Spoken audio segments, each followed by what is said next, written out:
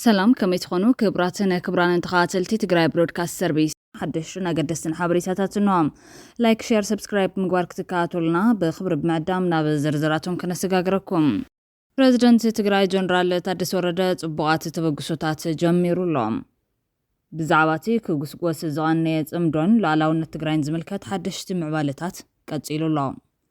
أب قداي لعلاون التقراي ماخلا كوميتي حوحات حدش أجندا حيزو كم زلون ناتسمعيوم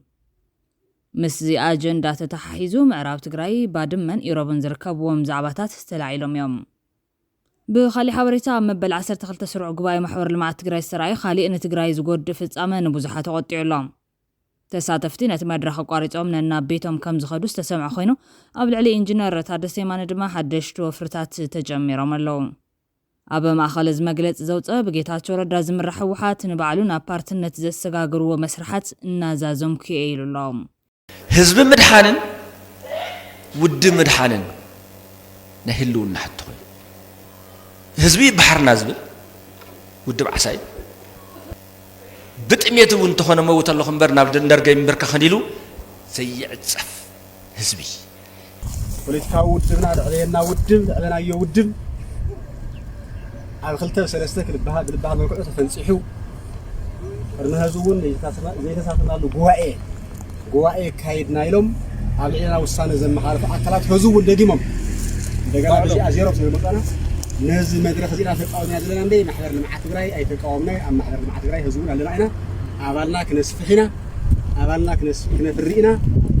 كم محضر المعات جراي ندوليو دم في حجاو مرحلة مستر عايشة دم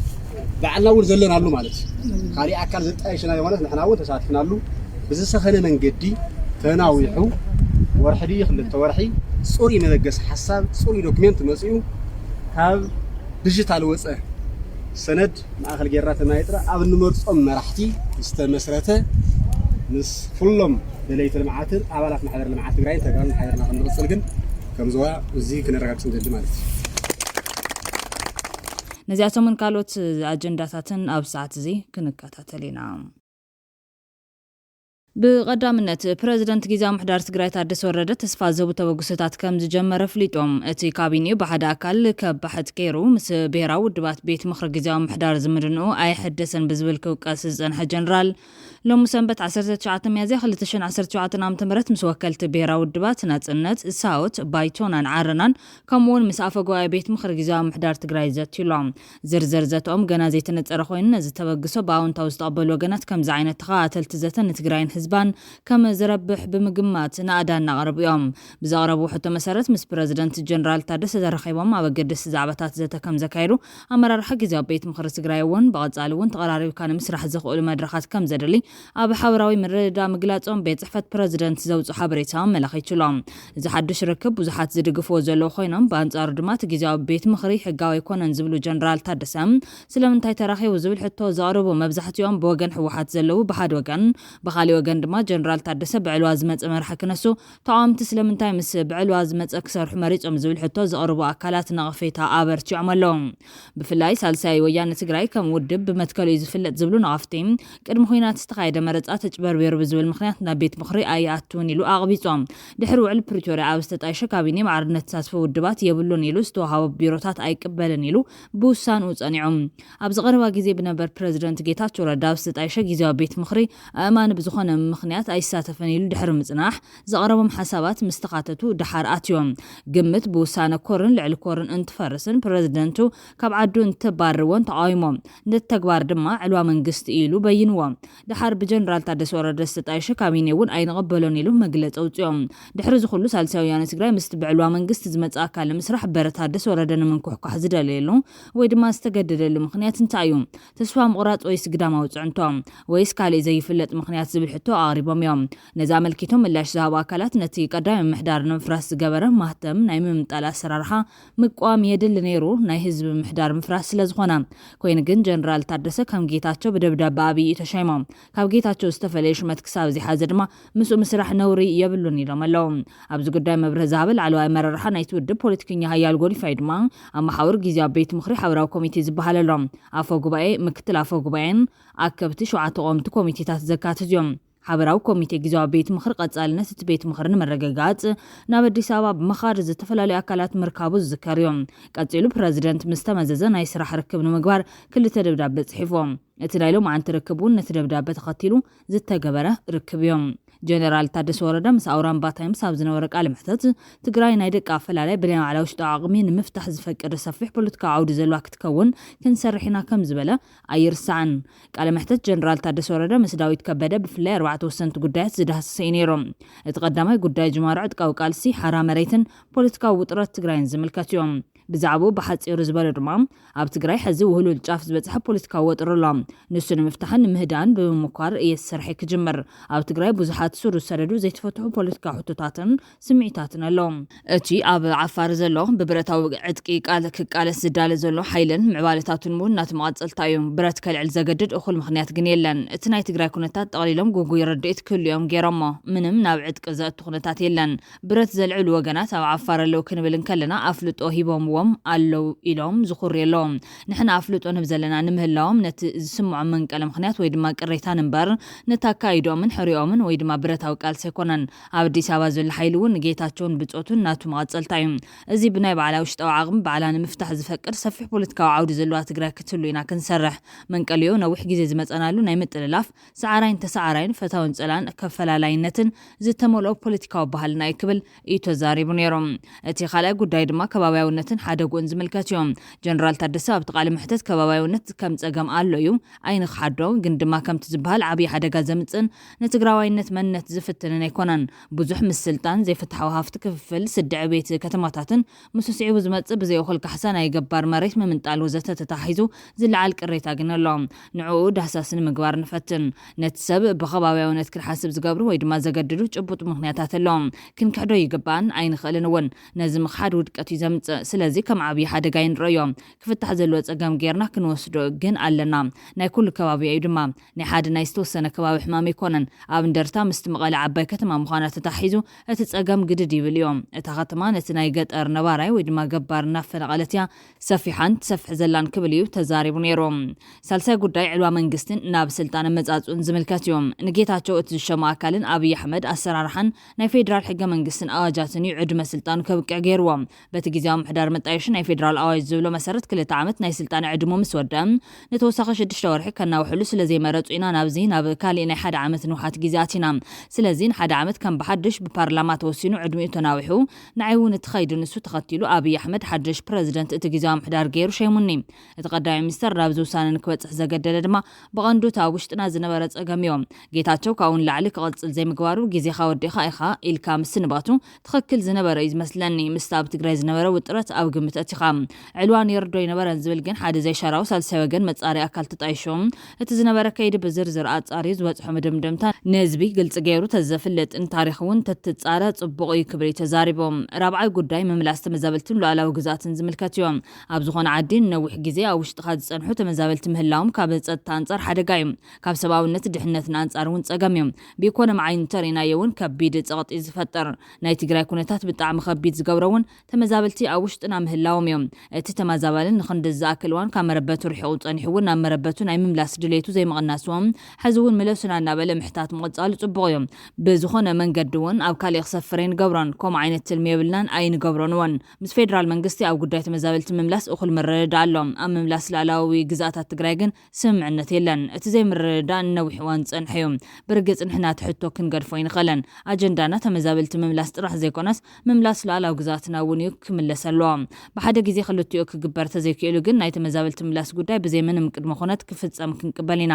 እቲ ሓደ ኣጀንዳ ነቲ ካሊእ ጆሆ ክሕዞ ይግባን ድሌትና ዋላ ክልቲኡ ክፍፀም እንትኾነ ክብል እዩ ተዛሪቡ ነይሩ ብድሕሪ እዚ ምስ ኣመራርሓ ጊዜያዊ ቤት ምክሪ ተቃወምቲ ውድባት ከምኡውን ዓለም ለኸ ማሕበረሰብ ምሁራትን ሰሙያን ትግራይ ዝርርብ ከም ጀመረ እዩ ዝግለጽ ዘሎ ከም ውፅኢቱ ድማ ዓለም ለኸ ማሕበረሰብ ምሁራትን ሰሙያን ትግራይ ኣብ ህልው ኩነታት ትግራይ ንቅድሚት ኣብ ዘሰጉም ዛዕባታት ተዲሁ ምስ ጊዜያዊ ፕሬዝደንት ትግራይ ጀነራል ታደሰ ወረደ ከም ዘተ ይሓቢሩ ኣሎ كموصيت ድማ ዓለም ለኸ ማሕበረሰብ ምሁራትን ሰሙያን ትግራይ ኣብ ህልው ኩነታት ትግራይ ንቅድሚት ኣብ ዘሰጉም ዛዕባታት ነድሂቡ ምስ ጊዜያዊ ፕረዚደንት ትግራይ ጀነራል ታደሰ ወረደ ከም ዘት ይሓቢሩሎም እቲ ማሕበር ከም ዝገለጾ ኣብ ዝፈላማ ይርከብ ሓዚ ምስ ዘሎ ጭቡጥ ኩነታት ትግራይ ብወገን እቲ ሕዚ ዘሎ ጊዜያዊ ምሕዳር ትግራይ ትኩረት ክረኽቡን ቀዳምነት ክስርዑን ይግባእ ተባሂሉ ብዓለም ለኸ ማሕበረሰብ ምሁራትን ሰብ ሞያን ትግራይ ኣብ ዝቀረቡ ጉዳያት ዘተ ከም ዘካየደ ሓቢሩሎም ኣብ ትግራይ ዝካየድ ስግር ዝያዳ ንኹሉ ዝሓቁፍ መንግስቲ ብምቋም መስርሕ መሰጋገር ምሕዳስ ከም ዝግባን ኩሎም ዓቕምታት ትግራይ ዝሓቁፍን ዘሳትፍን ክኸውን ከም ዝግባ ዝገለጸት ማሕበር በዝመዳይ ትዳግመ ውዳበ ጊዜያዊ ምሕዳር ንኹሎም ዓቕምታት ብዘካትት ክመዓራርን ከም ዝግባ ምሕባሩ ገሊጾም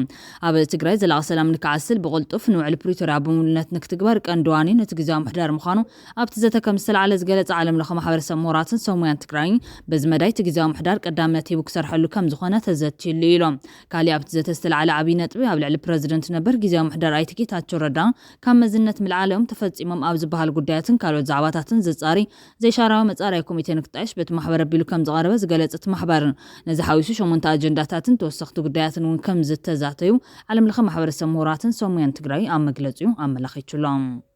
ብኻሊእ ዜና ኣብ ጉዳይ ላዕለውነት ትግራይ ማእኸላይ ኮሚቴ ጉባኤ ዘካየደ ሕወሓት ሓድሽ ኣጀንዳ ሒዙ ከም ዘሎ ይስማዕ ኣሎ ምስ ኣጀንዳ ተታሒዙ ምዕራብ ትግራይ ባድመን ኢሮብን ዝርከብዎም ዛዕባታት ተላዒሎም ኣለዉ ናይቲ ጉባኤ ዘካየደ ሕወሓት ማእኸላይ ኮሚቴ ምዕራብ ትግራይ ከነመልሰለና ዝብል ኣጀንዳ ንምሓዝ ተስማዕሚዖም ኣለዎም ዶክተር ደብረጽዮን ገብረ ሚካኤል ሕወሓት ከይተመለሰት ንሕና ኣይንመለስን ዝብል ዘረባ ካብ ተመዛበልቲ ካብ ዝሰምዕ ምዝራቡ ስዒቡ ኣዘራራቢ ኮይኑ ከም ዝጸንሐ ይርስዓን ቅድሚ ሕዚ ዝነበሩ ኣመራርሓ ናይታ ውድብ ህዝቢ ንቅድሚት ዝብል ቅዋሜ የሰጎሙ ብምንባሮም እዩ እቲ ናይ ዶክተር ደብረጽዮን ዘረባ ኣዘራራቢ ኮይኑ ጸኒሖም ህዝቢ ምድሓንን ውድብ ምድሓንን ነህልውና ሕቶ ኮይኑ ህዝቢ ባሕርና ዝብል ውድብ ዓሳይ ብጥሜት እውን ተኾነ መውት ኣለኹ እምበር ናብ ደርገይ ምብርካ ኸኒሉ ዘይዕፀፍ ህዝቢ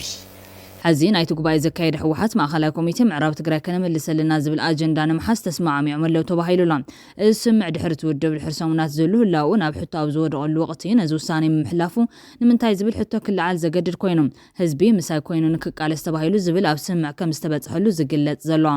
ምስ ተተሓሒዙ ብዛዕባ እቲ ክጉስጎስ ዝቐነየ ጽምዶን ሉዓላውነት ትግራይን ዝምልከት ሓደሽቲ ምዕባለታት ቀፂሉሎም ንምዕራብ ትግራይ ከም መቃለሲ ንምጥቃም ዝሓስብ ዘሎ ትውድብ ባድመን ኢሮብን ዝርከብዎም ዛዕባታት ዝብል ሕቶ እናቐረበሉ ካብ ዝተወሰኸ ምስ ተጀሚሩ ዘሎ ጽምዶን 25 ዓመት ኣብ ቤት ማእሰርቲ ኤርትራ ዘሎ ተጋሩ ዝምልከት ሕቶውን ተላዒሉሎም ኣብ ግዜ ኩናት ኤርትራን ኢትዮጵያን ዝነበረ ካብ ገዞም ዝተጨወዩ ተጋሩ ሰላማውያን ሰባት ኣብ ቤት ማእሰርቲ ጎዳጉዱ ኤርትራ ዘለው ሰነድ እዚ ሰነድ ብቀይሕ መስቀል ዝተዳለወ ሓድሽ ሰነድ ተዘርጊሑ ዘሎ ኮይኖም ስለምንታይ እዩ ኢሳያስ ንዝሓለፈ መጽዋዕታ ሰላም መለስ ዜናውን ሃይለማርያም ደሳለኝን ዝሕሰሞ ነይሩ ሓዝኻ ዝብል ሕቶውን ዘበግስ ኮይኑሎም ኣብዚ ጉዳይ ሓሳቦም ዘካፈሉ ኤርትራውያን ሕዚ ኮይንካ ክትሪኦም ክትሓስቦን ከለኻ እዞም ንኢትዮጵያ ዝመርሑ ዝነበሩ መለስ ዜናውን ሃይለማርያም ደሳለኝን ኢሳያስ ብዙሕ ግዜ ሰላም ንግበር ኢሎም መጽዋዕታ ይሰድሉ ከም ዝነበሩ ዝስማዕ ዝነበረ ዜናታት ነይሩ እንትኾነ ግን ኢሳያስ ንሰላምን ምርድዳእን ፈቃደኛ ኣይነበረን ነዚ መጽ ዝነበረ ናይ ሰላም መጽዋዕታታት ይነጽጎ ነይሮም ካብ ምኽንያት መንጸጊኡ ድማ ባድመ ኣብ ትሕቲ ኢትዮጵያን ከላ ንሕና ፈጺምና ምስ ኢትዮጵያ ሰላም ኣይክንገብር ኢና እናበለ ነዚ ህዝብና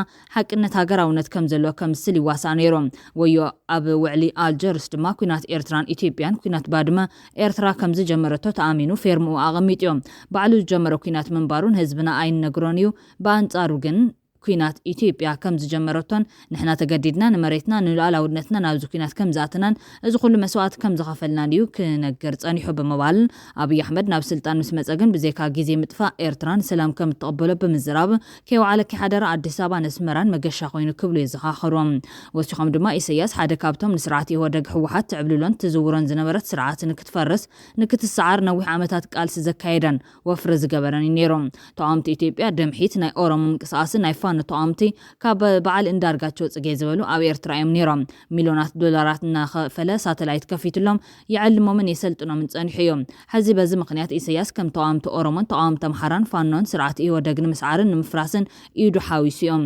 ምክንያቱ ኢዱ ምሕዋሱ ድማ ነቲ ብሕወሓት ብመለስ ዜናዊ ዝምራሕ ዝነበረ ውድብን ሓሳብን ንምስዓር እዩ መለስ ዜናዊ እዩ ዓንቀጽ 39 ሕጊ ፌደራሊዝም ኢትዮጵያ ንህወደግ ወኪሉ ክኸውን ገይሩ ይብሎም ኣስዒቦም ድማ ንኣንድነታዊ ዝብልዎ ኢሳያስ ሕማም ርእሲ ዝኾነቶ ምብታን ኢትዮጵያ በዓንቀጽ 39 ዝጸደቐት ሕጊ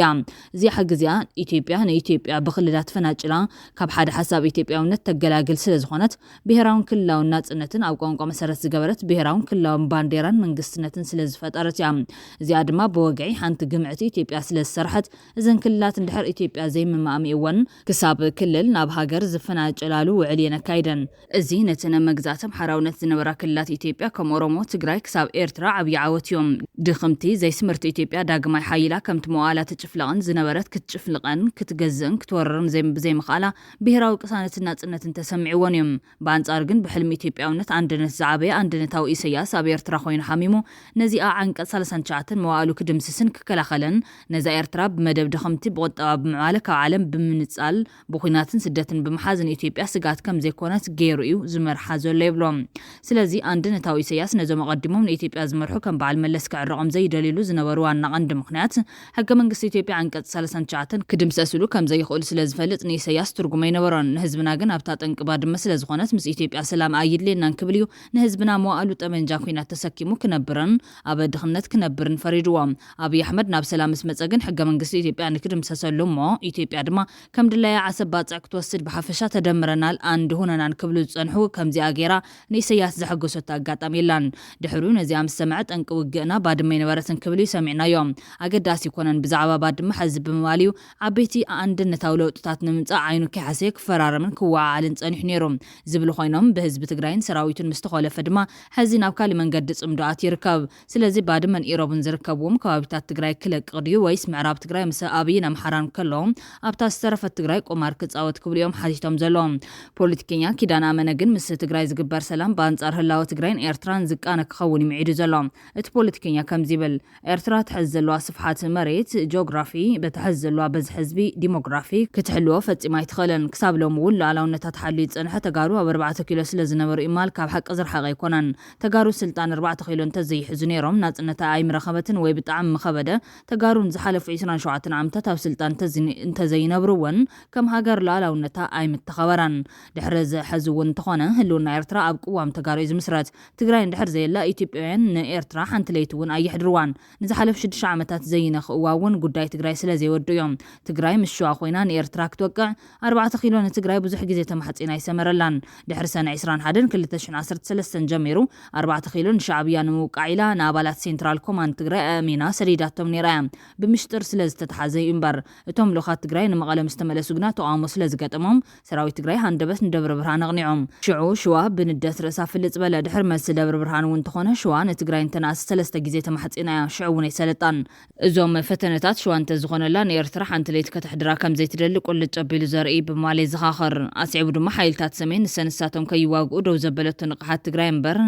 ንቕሓት ዓዲ ሃሎ ኣይኮነን ንቕሓት ፋኖ ኣይኮነን 4 ኪሎ ድሕርን ቅድመን ፕሪቶርያ ንትግራይ ሒዛ ንፋኖን ሻዕብያን ክትዘብጥ ዝሓሰበቶ ዘይሰመረላ ትግራይ ኣይኮነን እምብለይ ስለ ዝበለት እምበር እቲ ኣብ ትግራይ ዝነበረ ግፍዒ ልዕሊ 80 ሚእታዊ ፈጸምቱ ሻዕብያን ፋኖን እዮም እዚ ዝብሉ ኣነ ዘይኮንኩ ቶም ዝተገበሩ መጽናዕታት እዮም ብናይ ትግራይ ትካላት እቲ 1 ሚልዮን ዝሃለቐ ብቐንዱ ብሰራዊት ሻዕብያን ፋኖን እዮም እቲ HIV ኤድስ ውራ ንብረትን ዝተፈላለዩ ግፍዕታትን ከምኡውን ናይ ክልቲኦም እቲ ዝበዝሐ ብፍላይ ከዓ ናይ ሻዕብያ እዩ ትግራይ እዚ እናፈለጠት ጓንቲ ሸዋ ንዘይምዃንን ዕሽነት ዓዲ ሃሎን ፋኖን ንዘይምድጋምን ኢላ ምሳኻ ምስ ሸዋ ኮይነ ንሰሜናውያን ኣይጭፍጭፍን ኢላ እንተኾነ ሊቃውንቲ ዓዲ ሃሎን ፋኖን እዚ ኩሉ ናይ ዝክፍለ ዘመንና ግፍዕ ሰሪሖም ነቲ ትግራይ ዘፍሸለቶ ውዲት 4 ኪሎ ከመስጉንን ክብሪ ክህብዎን ኣይፈተኑን ኣፍልጦን ትግራይ ሃቦን ብምዋል ይወቀስ ብፍላይ ሻዕብያ ሎሚ ናብ እግሪ ትግራይ ወዲቓ ፈፈው ኢላ ክትበኪ ዝግባእ ነይሩ ንምንታይስ ዝፈጸመቶ ግፍዒ ዝኾነ ህዝቢ ኣፍሪካ ኣይፈጸሞን እቲ ብቲ ሰዓታት ቆርቆሮ ተነቒሉና ተፈናቒሉና ዝብል ፈጺሙ ንጽጽር ዘይቀርብ ቀልዶም ንግዜ ይጽንሐልና ኤርትራ ንትግራይ ንምድኻምን ንምጥፋእን ምስ ካልኦት ተሻሪኻ ምስራሓ ኣርሒቓ ኣይረኣየትን እምበር ንየማና ኢዳ ኣጥቂዓ ሕዚ ንጸጋማ ኢዳ ማለት እውን ኤርትራ ጥራሕ ሒዛ ሉዓላውነታ ፈጺማ ክትሕሉ ይትኽእልን ህልውና በቐንዱ ኣብ የማና ኢዳ ማለት እውን ትግራይ ዝተመርኮሰ ክብል የብራህረ ሕዚ ሻዕብያ ብዘይካ ናብ እግሪ ትግራይ ወዲቓ ምምሕፃን ሓንቲ ኣማራፂ ይብላን ዓሰብ ን4 ኪሎ ሰሊዓ ምርካብ ኣማራፂ እንተዘይገራቶም ትግራይ ግና ብንእሱ 3 መማረፂ ኣለዋ ቀዳማይ ዓርሳ ኽኢላ እንተይወገነት ዶ ምባል ካልኣይ ምሽዋ ኮይና ንሻዕብያ ምድሃኽ ሳልሳይ ምስ ዓዲ ሃሎ ኮይና ንሸዋ ምድሃኽ ዝብሉ ኣማራፅታት ኣለዋ حتى حريان أي تجرأيو معازن تاي جبر زفلت عليا تزاوت جنا يدليبل شعبية جنا بزي كامس تجرأي مخان كالي محازيخون حرية بلون من البات جزاتا سليعات انتهيبا عد مدرهوت راح كل ويخل مخنياتو اتبحر زدلي حيل تهاجرات سلازلوان بإثيوبيا بلن كحزو سلاز قرصان بربعة خيل بلن دليتن مفتام مسارعن أمم عرين زركبا زبل بوليتيكيا كيدانا تجرأي العلخلون وشتاو السنيتا قدام نتيبا كتسرح لوام فتحاو زخونه بوليتيكا مسرح متتاو استزرقح حدنتا نمملاسن حدنتا حيزا دما نايت صوتا موداتا وانجان موسادن اب زوبا سعاريت حيل خوينا نكتوصن سلازي حجزان وشتاو حدنتا محكام ناي قدن كمالا ازلو قدم خوناتيوم عدهالو نتجرأي نمحاز تجرأي كاب إثيوبيا ترخبهم كلهم أقلقلوتات كتقرب اللوام اندحر زي تقرب كوينا انتا كتركب دا كتقرب من قد رامان زالان بسان كفتي تدالي ودما بودبات عاغر وزبل اخو ليكونن طرح زي كونس ايرترا عبد الله كتعاصو سلتخل ولا حنتو حسنا زي بلون علتاو قربات حزبنا زي ملسني بموالي غنزب تجراي بريتوريا زاكل عالم لخ وعلت حسام عالم تويسا كاب إثيوبيا ترخبهم كلهم أقلقلوتات حديقا كاب إثيوبيا زمصنا ابترتي كله كتصوريه ولا توقون امريت تجراي يخون الى وسينا مس ايرترا نكتوغن ايرترا نتجراي نمحاز كاب تراف دغ مخفات بزح قرب كتقربلو بخالي شنق إثيوبيا نتجراي نمحاز بنقص معراب تجراي كتملس قديتايم إثيوبيا نتجراي مريتان تملست كتحزاي تخلن ناي بعل مويات صطات تنازحت كوان تخونم إثيوبيا ندغعتات ايرترا نمقوصار بتجراي متاو جدن كبلايوم بناتي رديت جنا بتكنولوجي طرح كل نجر كم تنسات دولي زلا زي كتودو تخليام محازنا جدن كدليايوم تجراي نمحاز بنقصو مريتا مملاس قدما خونت يخون زبل حساب بمغرب دمام اب موداتا بنصرشوا مريت تجراي بملاس تجراي نمحاز ازيك قلاي خليوم بانصارو ايرترا جنا تجراي نمحاز مبراتي بانكي تيلي اصوار كلهم اغلغلوتات نمغرب ازيا كتصقاميام سلازخونه عدالو تجراي نمحاز بزح مايلس كتغعزلوا بمال منغست ايرترا كما بادمن ايروبن زركبون كابيتات تجراي مملاس طرح زيكونس لعليو طلبات كم زحتتيو املكيتو زلوم ناب كالي حبريتات تسغاغيرنا اب مبل 12 تسرع قباي محور لمعات تجراي استراي خالي ان تجراي زغود فصامن بزحات قطعم تساتفتنت مدرخ قاريصمنا نابيتهم كم زخدو استسمع خوينو ابل علي انجينير تادسي ماندما حدش وفرتات تجميرو ملو لوم سنبت الرفاد اب الدراش سماتات حاولتي سالت اب زنور قباي كيد مرص بورد አባላት ማህበር ልማት ትግራይ ዝነበረት ተሳታፊም ቁጥሩ ዘይናዓ ተበቲኖሎ ኣብ ትኸይድ መረጽ ቦርድ አባላት ማህበር ልማት ትግራይ ንሓደ ፖለቲካዊ ውዳበ ክንፍ ስልጣን ንምሃብ ዝተገበረ ፈተና እዩ ዝብል ተቃውሞ ተሰማዕነት ብዘይ ምርካቡ ስዒቡ ብዝብል ብርክት ዝበለ ተወካሊ ጉባኤተኛ ነቲ ጉባኤ ረጊጹ ክወጽእ ተራእዩሎ ተሳተፍቲ ናይቲ ጉባኤ ነቲ ህዝባዊ ትካል ማህበር ልማት ትግራይ ምስ ገና ኣብ ክርክር ሕጊ ዘሎ ፖለቲካዊ ውዳበ ምትሓዝ ልክዕ ኣይኮነን ዝብል ተቃውሞ ከስምዑ ዘርኢ ቪድዮ ሓደ ካብቶም ኣዘራርብቲ ዛዕባታት ኮይኖም ዘለው እዮም بمراحل زكبة عقلاب سعادة أفريسو بوجدنا بركزن حلو دوتي بلسنا شو عن دلسنا بتوصل بيجي تحت من السي ليه ساعات وهنا اليوم بس سلسي بس عقلاب اللي هذا أخيهم أنا وكان من حرس وكذا أقصد كذا وكذا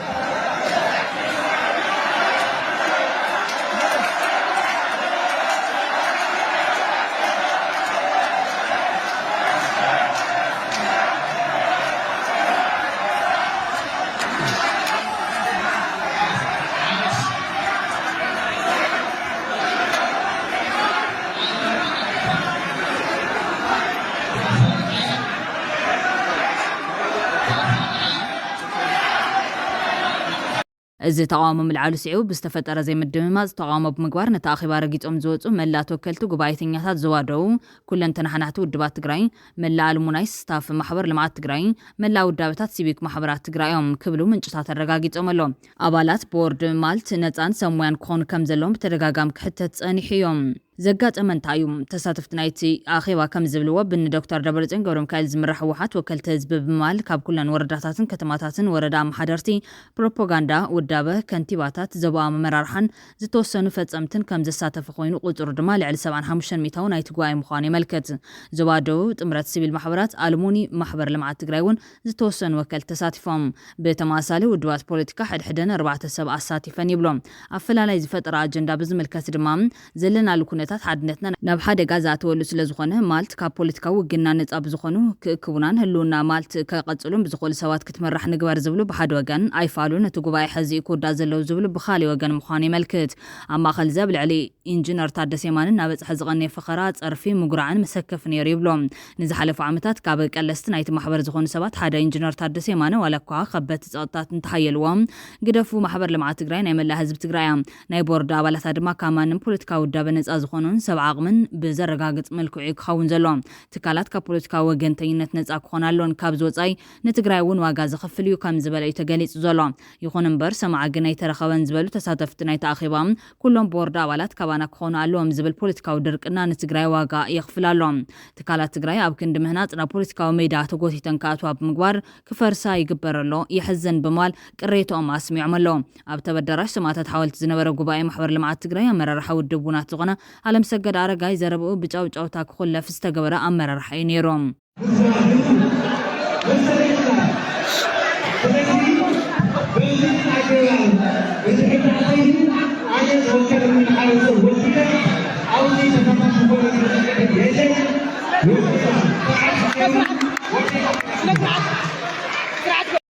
ዓለም ሰገድ ኣረጋይ እንታይ ኢሎም መተሓዳደሪ ማሕበር ልምዓት ትግራይ ቦርድ ኣባላት እቲ ትካል ካብ ማንም ፖለቲካዊ ጽዕንቶ ነጻ ዝኾኑ ኢሉ እውን ሓቓፋይን ኩሉ መዳይ ቅቡልነት ዘለዎ ክኾኑ እዩ ዝድንገግ። ስለዚ እቶም ዝምረጹ ቦርድ ኣባላት ሰብ ሞያን ሕጋውን ኩሉ መዳይውን ቅቡልነት ዘለዎም ክኾኑ ኣለዎም። ህዝቢ ትግራይ እውን ከምዚ ዝጠልብ ካብ ዝወጻኢ ናይ ሓደ ጉጅለ መሪሕነት ብዘረጋግጽ መንገዲ ዝፍጸም ቦርድ ኣባልነት ዘይቅበሎ ጉዳይ እዩ። ካብ ዝወጻኢ ግን ንቲዲኤ ብዕሊ ዘፍርስ ክያዶ ምዃኑ ክፍለጥ ኣለዎ ብማል ተዛሪቦም። ይኹን እምበር ብጫውጫታ ክኹለፍ ተገዲዱ ወፂኦም። ነቲ መድረኽ ብዓውዓውታ ዝረበሽዎ ዝነበሩ ኣካላት ነቲ ንነዊሕ እዋን ነታ ማሕበር ብምምራሕ ዝፍለጥን ዝንእድዎ ዝነበሩን ኢንጂነር ታደሰ የማነ ድሕሪዛ ናይ ሓዚ መድረኽ ዘይጭበጥ ናይ ሕልሚ እንጀራ ብምቕራብ ዝፍለጥ ሰብ ዝብል ሓድሽ ስያመ ክህብዎ ጀሚሮም ኣለዎም። እዞም ኣብ ልዕሊ እቲ ኢንጂነር ሓድሽ ወፍሪ ዝጀመሩ ኣካላት ግዜያዊ ቤት ምክሪ ተባሂሉ ብጌታቸው ረዳ ዝተጣየሸ ተቃወምቲ ውድባት ከይተዓደሙ ናብቲ ናይ ቲዲኤ ጉባኤ ኣትዮም ክርብሹን ገይሮም። እቲ ጉባኤ ክተጓጎል ገይሩ ታደሰ የማነ ይጸውዑ ኣትይዎም ክብልዮም ከሲሶም ዘለዎም። ብዙሓት ብሱላት ንትግራይ መፍትሒ ጸገማት ክኾኑ ዝኽእሉ ርእቶታትን ሓሳባትን ብምቕራብ ብግብሪ ድማ ሱር መሪሑ ዝቐየረን ንኻልኦት መንግስታውን ውልቃውን ትካላት ጎናዊ ምድጋፍ ብምግባር ክልወጡ ዝጽዕር ኣብ ፍልጠትን ግብራዊ ስራሕን ዝኣምን ትግራይን ደቃን ኢንቨስት ገይሮም ዘባጽሕዎ ውላዶም ኢንጂነር ታደሰ የማነ ተርኡ በጺሑ ወሸኒልካ ይጽለመሎ ዝብል ወቐሳ ብምቕራብ ንሕና እንተዘይባሪኽናልኩም ሰየምትን ቀባትን ኩሉ እንተዘይብልና ምንም የብልናን ምባል ክሳብ መዓዝ ክብሉ ሓቲቶም ኣለዎም። ወከልቲ ናይቲ ኣብ ጉባኤ ሕወሓት ከይተሳተፈ ዝተረፈ ዘባደው ቅሬታ ከቕርቡ ከም ጸንሑ ዝፍለጥ ኮይኖም ሕዚ እውን ኣብቲ ናይ ማሕበር ልምዓት ትግራይ ጉባኤ ሕቶታት ተልዒሎም ካብቲ መድረኽ ከም ዝወፅኦም ገሊጾም ዘለዎም። ኣብቲ ጉባኤ ካብ 14 ወረዳታት ዘዋደው ዝተውጻጹ 43 ተወከልቲ ተሳቲፎም ነይሮም። ብተወሳኺ እውን 47 ተወከልቲ ቲዲኤ ኣባላት ኣልሙናይ እቲ ጉባኤ የነዋሕ ንሕና እውን ንዓሪ ብምባል ከም ዝወፁ ተገሊጹ ዘሎም ኢሉ ፖለቲካዊ ውድብና ልዕለየና ውድብ ልዕለናዮ ውድብ ኣብ 2-3 ክልባሃል መልክዑ ተፈንፂሑ እርነህዙውን ዘይተሳተናሉ ጉባኤ ካይድና ኢሎም ኣብ ልዕልና ውሳነ ዘመሓላለፉ ኣካላት ህዝቡን ደጊሞም እንደገና በዚ ኣዜሮም ስለመጣና ነዚ መድረኽ እዚና ተቃውምና ዘለና እንደ ማሕበር ልምዓት ትግራይ ኣይተቃወምና ኣብ ማሕበር ልምዓት ትግራይ ህዝቡን ኣለና ኢና ኣባልና ክነስፍሕ ኢና ኣባልና ክነፍሪ ኢና ካብ ማሕበር ልምዓት ትግራይ ንደልዮ ድማ እቲ ሕጋዊ መሪሕነት ምስተጣየሸ ድማ ባዕልና እውን ዘለናሉ ማለት እዩ። ካሊእ ኣካል ዘጣየሸና ማለት ንሕና እውን ተሳቲፍናሉ ብዝሰኸነ መንገዲ ተናዊሑ ወርሒ ክልተ ወርሒ ጽሩይ መበገስ ሓሳብ ጽሩይ ዶክመንት መጽኡ ካብ ዲጂታል ወፀ ሰነድ ማእኸል ጌራ ተማይጥራ ኣብ ንመርጾም መራሕቲ ዝተመስረተ ምስ ኩሎም ደለይቲ ልምዓትን ኣባላት ማሕበር ልምዓት ትግራይ ተጋሩ ማሕበርና ክንቅጽል ግን ከም ዝዋ እዚ ክነረጋግጽ እንደሊ ማለት እዩ። ኩልና ተረዳድና ኣብ ሓደ ጽላል ክሳብ ንዓስል ኣብ ሕድሕድ ወረዳ ዘለዋ ገንዘብ ይቆረጽላ ናይ ኣባልነት ጠጠው ኣይብሊ ይቆረጽ ግን ትራንስፈር ኣይንገብር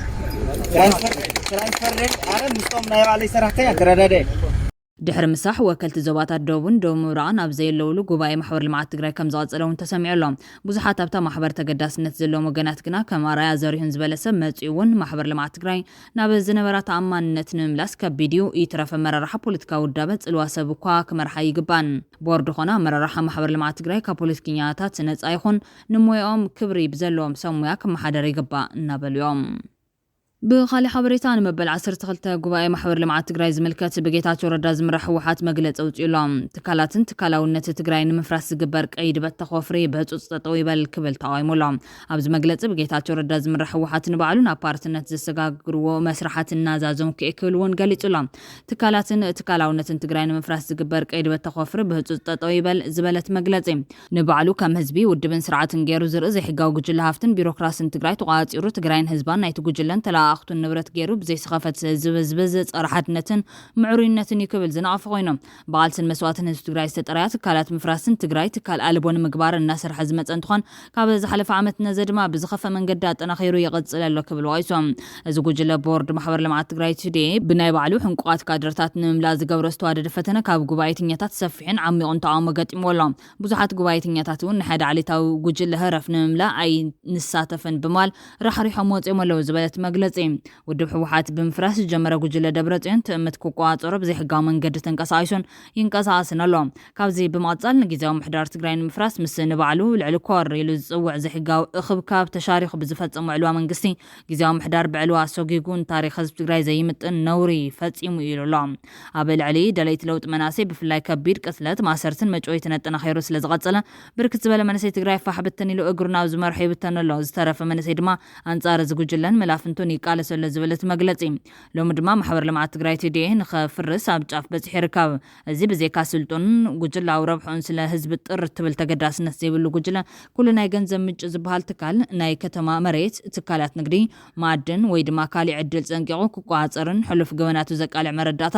መልዩ ከጥፍን ድቃሲኖ ለከበልውን ክስያሪቡሎም ማሕበር ለማዓት ትግራይ ንምቆጻር ከቢድ ረብረብ ዝገብረሉ ዘሎ ምኽንያት እውን በቲ ሓደ መዳይ ሃፍቲ ህዝብ ንምቆጻር እንትኸውን በቲ ኻሊ መልክዑ ድማ بمحبر لمعات تقرأي بيلون مخاطس تأكبا جنزب كاوش تعدنا تأكبا نمالت ذاتو ورقن شاركن زملكة مرداتان نمت ففايو بزبيلو قبن نمحباونيو زبلت مغلطي بليتنال جنرال تعدس ورد زمرح جزاهم حدار تقرأي نهزبنان تكالاسنا نقبو حلوة أبكن دزقبر نزي عفتاتا قجل حليفو هيبو ولا زبل نافيتا وناري بولام محبر لمعات تقرأي مارت تأمت جزاهم حدارن كلن كباباوي نزا محبراتن نايتقار مسل نزانة المحلو تكالاتن برم عند رحدا قجلن ملافنتن قونا كنفكر يبلنان بموال حزب تግራይ بحفشا مناسين مورات اندما بفلاي جمر وسلاماዊ ፖለቲካዊ ቃልሲ ብዝተወደበ መንገድ ምትሕባርን ብምምራሕን ትግራይ ናብ ዝለዓለ ዲሞክራሲያዊ ስርዓት ንምስግጋር ብጌታቸው ረዳ ዝምራሕ ህወሓት ንባዕሉና ፓርትነት ዘሰጋግርዎ መስራሓት እናዛዘመ ኣብ ናይ መወዳእታ ብርክ በጽሒ ይርከብ ክብል ሓቢሮሎም ወሲኹ ድማ ምስ ጸረ መልክን ጸረ ዓፈናን ዝኾኑ ውድባት ትግራይ ብምትሕባር ቃልሱ ሓይሉ ከም ዝቕጽልውን በዛ ኣጋጣሚ ንመላ ህዝብናን ደገፍቲ ቃልሲ ህዝቢ ትግራይን ከነበስር ንፈቱ ኢሉሎም